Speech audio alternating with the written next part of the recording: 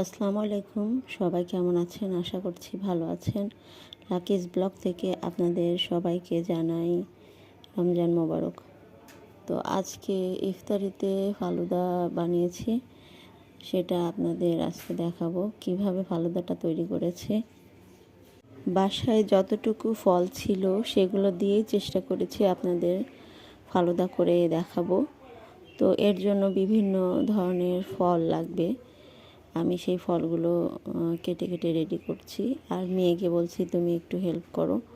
তো মেয়ে ব্যস্ত ছিল, ছেলে আমাকে একটু ভিডিও করে দিল।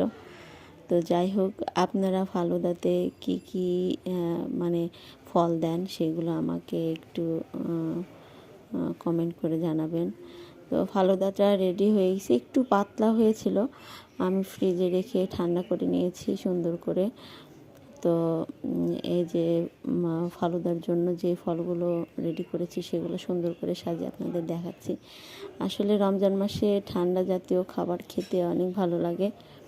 তো এর জন্য আমি বেদেনা, আপেল, খেজুর থেকে শুরু করে মানে তরমুজ, এগুলো যা যা দরকার ছিল সবগুলোই নিয়েছি, আঙ্গুর। তো আসলে ফালুদা খেতে অনেক ভালো লাগে আমার, মাঝে মধ্যে আমি এটা করে খাই। তো ভাবলাম যে আপনাদের সঙ্গে শেয়ার করি, যেহেতু রমজান মাস, ফালুদাটা বানিয়ে আপনাদেরকে দেখাতে ইচ্ছে করছিল, এই জন্য ফালুদাটা তৈরি করেছি। তো আপনারা এভাবে বাসায় ইফতারিতে আপনারা এই ধরনের আইটেম যদি রাখেন তাহলে স্বাস্থ্যসম্মত হবে এবং খেতেও ভালো লাগবে।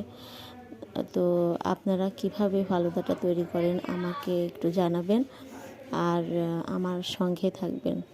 তো আশা করছি সবাই ভালো থাকবেন, আর আমার সঙ্গে থাকবেন, আমাকে সাপোর্ট করবেন।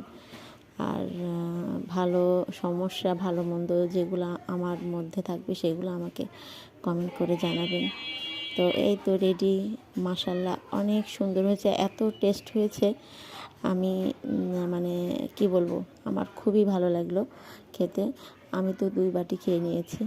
তো সবাই ভালো থাকবেন, আর ফালুদাটা কেমন হয়েছে সেটা আমাকে একটু জানাবেন।